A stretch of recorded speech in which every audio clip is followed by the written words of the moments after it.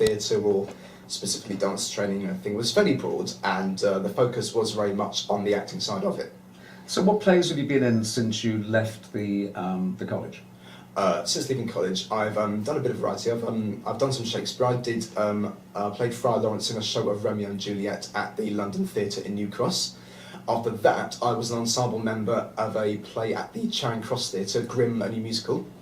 And after what my most recent theatre pursuit actually was a show of The Lark by Jean Anouilh, which was all about the last days and last moments of life through the eyes of Joan of Arc, in which I played Charles the Dauphin, which was described by one reviewer as quite Rick Mayall-esque. And then I was also an army captain and a defence counsellor, or a monk defence counsel for Joan.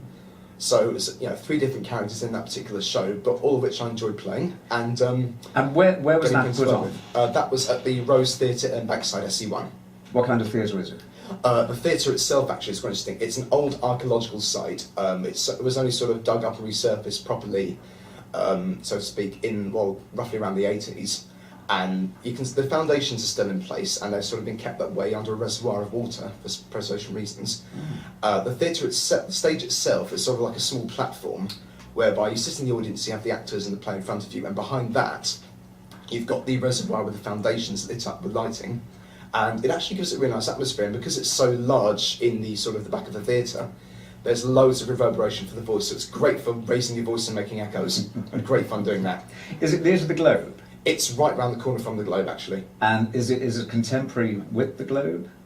It's got some leanings towards the Globe. I mean, it's kind of I don't know if it's a subsidiary business with the Globe.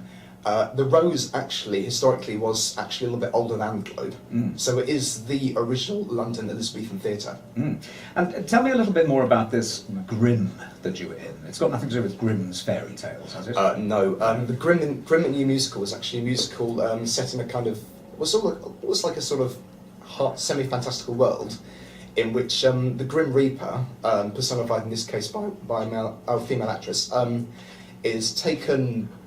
Obviously, she's doing business, delivering the souls, and one day she becomes sort of quite not perturbed, but interested in human nature. So she lists herself in school. In this school, she happens to meet none other than Cupid himself, and she struggles to come to terms with human nature. He struggles to come to terms with, accepting some of the darker sides of life. But it's kind of about the relationship of those two, and of course, there's death, and there's a theme of death, there's a theme of love, sort of played off against each other.